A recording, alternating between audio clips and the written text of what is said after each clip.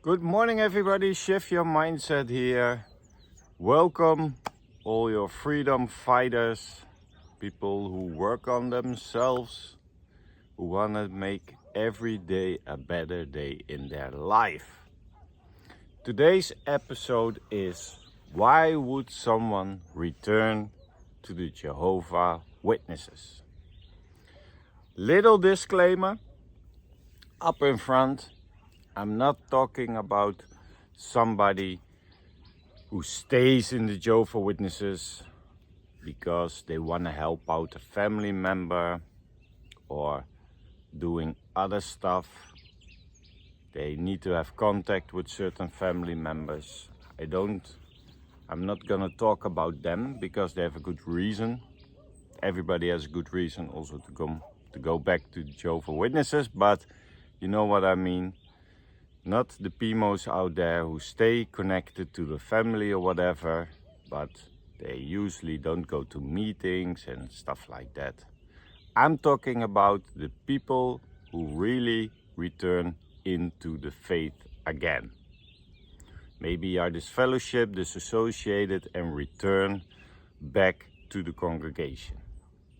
If we have to believe the Jehovah Witnesses statistics, 5,000 people here, 6,000 people there. After the shunning rules a little bit softened, were returned to the Jehovah Witnesses. And this will be a dissection of why are you going back, without a judgment, because everybody has a free choice. I'm fine with it, but I find it very interesting in the mind to analyze what is the reason that someone goes back. And I've come to a couple of reasons. And the first one is spiritual longing or guilt. Some individuals who left the Jehovah Witnesses feel a deep spiritual void after they leave the Jehovah Witnesses. And because they have a sense of belonging, of purpose or peace, they go back. They didn't take the time to find that purpose outside of the JW religion. They're still conditioned, they're still thinking the same way, and it can be that someone goes back for that reason. Or you can feel guilty, or you have remorse for leaving. That's also a big one. So then you try to regain your spiritual favor or divine direction. That's why you go back, because you're a little bit lost. You're all on your own. You have no friends anymore. You have nothing around you. And then that spiritual longing can be that you go back. The second one, and it's a bigger one, I think, it's the social pressure. Because most of the Jehovah Witnesses have strong family ties and also with ties with the whole community. So it's not only family, but it's also the whole community. That's your social network, that's your social bubble. And if it falls away, that goes away, you're suddenly alone. And we are social human beings, like I said before. And we want social contacts. And we're so used to those contacts in the Jehovah Witness religion, even if it's fake contacts, no deep contacts, no deep relationships with each other, no personal contacts most of the time, but it's all about the faith. But the social pressure is very big. So you get into a state of isolation. And many people are acting funny when they are isolated. They are not standing on their own feet. They're not willing to stand on their own feet yet. So in that time, the social pressure is that someone can return. And even if you are disfellowshipped, that can lead to intense pressure from your family. We all know that. Close friends, family members, they all want you to return because no, don't go into Satan's world. They're gonna eat you alive. You're not gonna find joy in the world. You're not going to find peace. There's no happiness. It's all bad, bad, bad, bad, bad. And that intense pressure can lead to the point that someone thinks, hey, it's easier to return. And at all those points I'm gonna highlight now come back, I think, to one thing. The third one, and that's the one I also experienced in the first weeks, months when I left the Jehovah Witnesses. That was the fear of losing salvation. Because the Jehovah Witnesses teach you and me that they are the only one and true religion. Salvation is only possible through that organization. And that's a big one, people, because if an individual leaves like me, I thought I'm not gonna survive Armageddon, because I still had that memory in my head, past memory, historic memories of that they are the one and only truth, the truth this, the truth that. That was so deeply brainwashed in my head that I thought I'm now losing out on salvation. Because people don't want to be eternal punishment. That's not in our nature. We don't want to get punished. That punishment is causing you fear, guilt, all those other things. And that's a core belief, that punishment is real. The other thing is that we are re-evaluating our beliefs, the fourth one. We have doubt, we have struggles when we leave. And we find it hard to reconcile with beliefs or different worldviews. So we have to reevaluate our beliefs. And some of us can do it. And that's the thing. They go back to the Jehovah Witnesses because that's safer than creating a new belief. If we have another new conviction about things in the world, then we can manage it to stay out. But if you don't rely on yourself, you're gonna reevaluate your beliefs, and then you think, oh, I don't know what to think now, and people go back. The fifth one I wrote down, and I think it's also an important one, is most people who return to the Jehovah Witnesses have a strong desire for structure and a strong desire for community.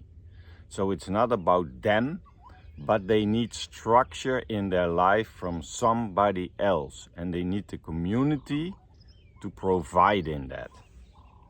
Because it looks like, on first sight, it looks like a very supportive community. It has a clear structure. Everything remains the same in that structure. And some individuals who leave the Jehovah Witnesses, I also see it with the people I coach sometimes, they need guidance. They need support. They seek for support for me, but otherwise they seek it for the community of the Jehovah Witnesses. They need some kind of support and guidance. And that's why most people go back, because they miss the guidance and they have to do it themselves. Like I always said, you have to do the work yourself. So if you return, then you have a little security back, you have structures back, and you have a purpose again. that was absent in your life. It's gonna rain here, people. I'm not gonna be happy. So I'm moving this to another place, or is it gonna stop? Let's find out, because I don't want to get too wet. The seventh one of the sixth one is that they heal from personal struggles. Because after leaving, there's one thing certain, that you have and experience significant personal struggles. We have family issues, we have loneliness, we have maybe an identity crisis. I had it also. Who am I now? Without the faith, who am I? Who is Sven? What does he like? What does he want? It's normal to have an identity crisis. And if you return to Jehovah, if you return to the organization, maybe you think I have a resolution for all those challenges. But you will find out that it's not about returning to the organization, it's about finding your own inner peace. So, healing from personal struggles can be done by support of the family, of the community, and that's why people go back. The seventh one, it's also an important one, I think. It's reconciliation with your family, because family dynamics is, I think, one of the major factors for returning. It's normal that you want to restore your relationship with people, that you want to rebuild the relationship with your family members. It's normal. I also still want to restore the family relationships, but I stay true to myself and my beliefs, and that I can believe what I want, and I want to be respected for that one. But in some cases, people are so emotionally torn between the faith of the witnesses and their own faith that they think, I go for the family approval and I put myself in the background and I go back to restore those relationships. So the eighth one, number 8, is we all want personal redemption in some kind of way. And that's why we go back to the Jehovah Witnesses. Because the whole doctrine of Jehovah Witnesses emphasizes the possibility of redemption. It's all about forgiveness. It's all about starting new with a clean sheet, and it will be white as satin or whatever in the scriptures are saying. So people can feel, if they leave the Jehovah Witnesses, that they made a mistake, that they want forgiveness, that they strayed away spiritually or whatever. And if I return, then I can seek forgiveness, or I regain a little bit of spiritual direction back in my life, because I don't know anymore what I have to do spiritually. And the last one, and that is, I think, also a big one, besides family, it's the pressure from the organization. Because members are encouraged to reach out to those who left the flock of the sheep and return them back.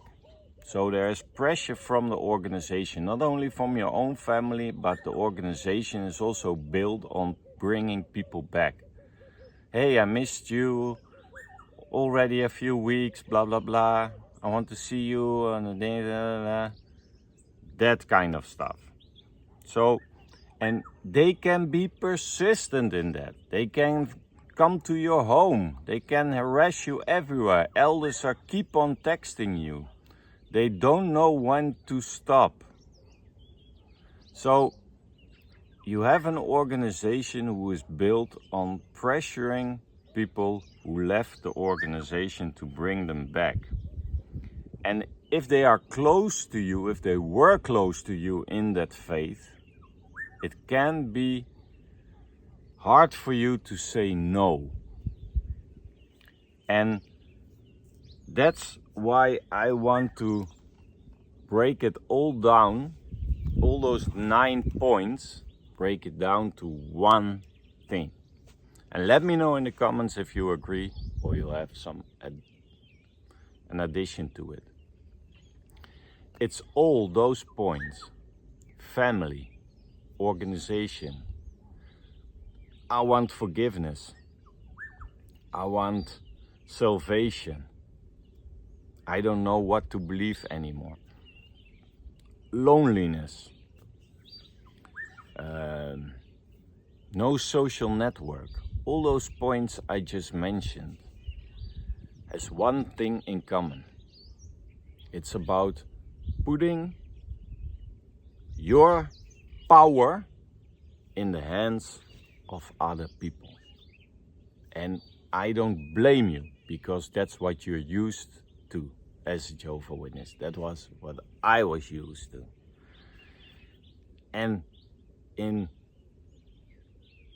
addition to that, it's about people pleasing. The first thing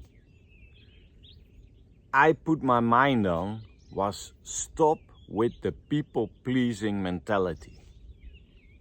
If you go back to your days in the Jehovah Witnesses, maybe you're still in the Jehovah Witnesses, it's about taking Sister Talks Too Much to the convention. Were you really happy about that? To drive 4 or 5 blocks the other way to pick up an old lonely sister to drive with you to the convention because you were divorced at that moment?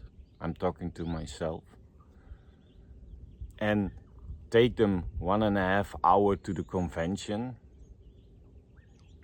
I did it because I thought it was a good gesture. I think I did it because I thought I was a good Jehovah Witness.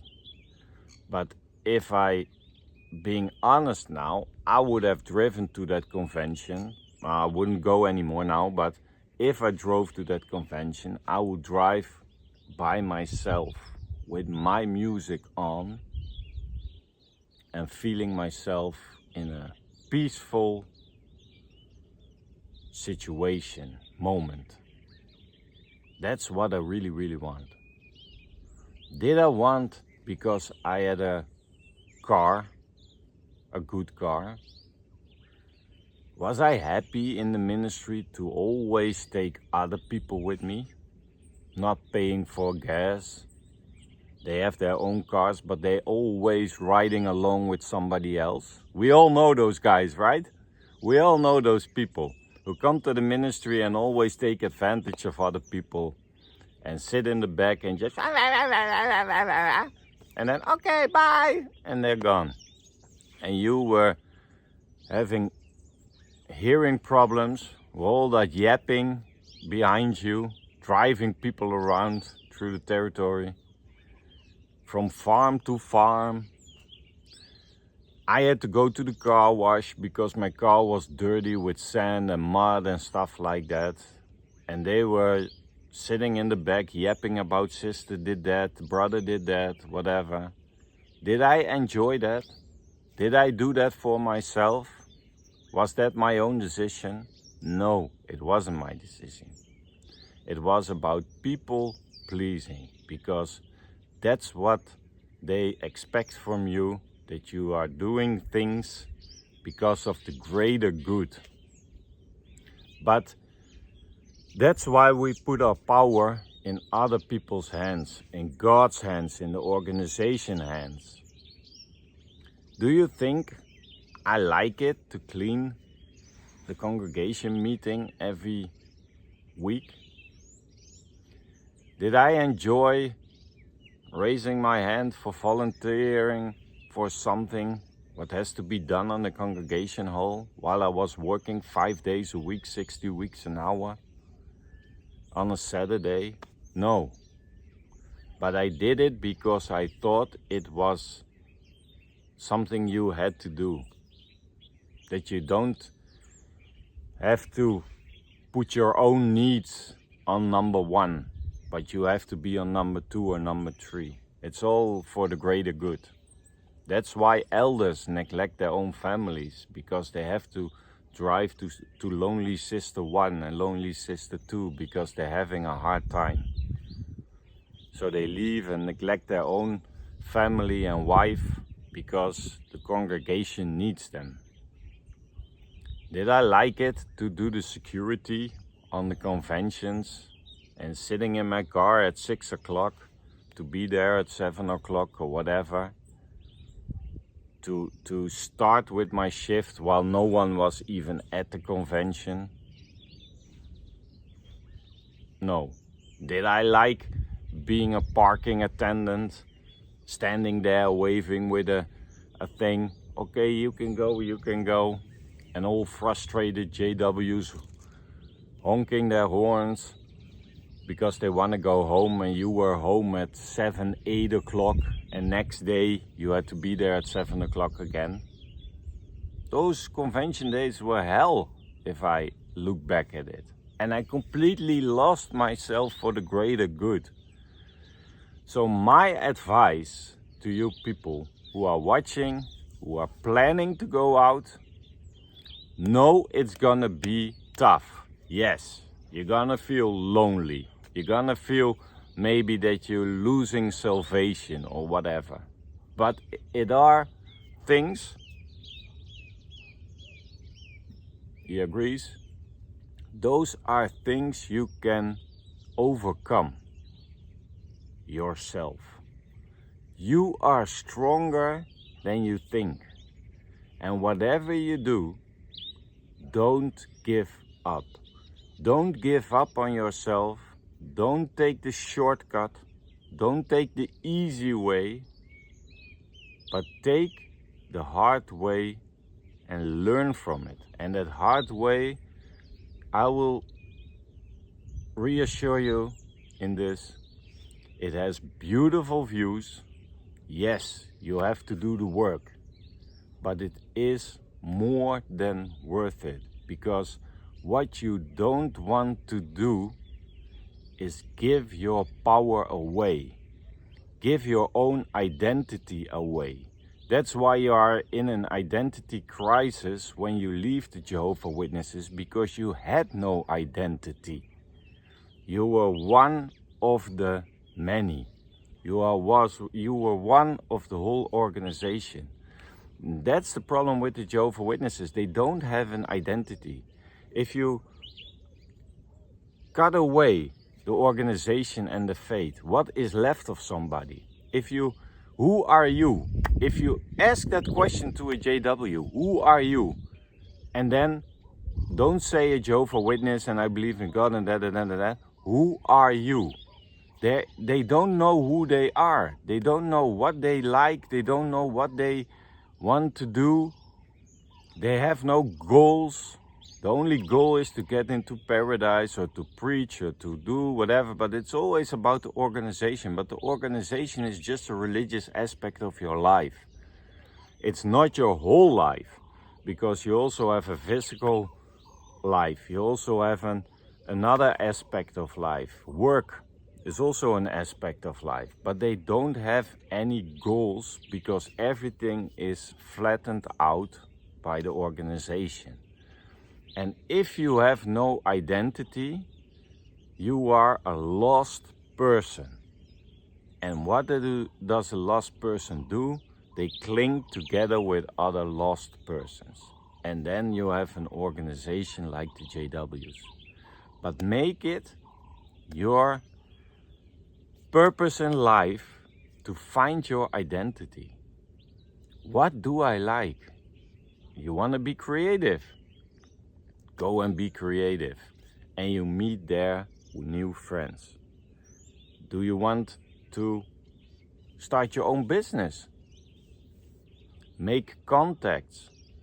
Have other people believe in you. Are you lonely? Go out, just smile to somebody. Greet somebody. Buy a cappuccino at Starbucks. Sit there. Look at around you. Don't close yourself up from the surroundings, but look around you and just say hi to somebody. Or I like the way you look, or I like your hair, or I like you this, or whatever. There will be a conversation, and from a conversation there can be a friend rising up, and beautiful relationships can happen.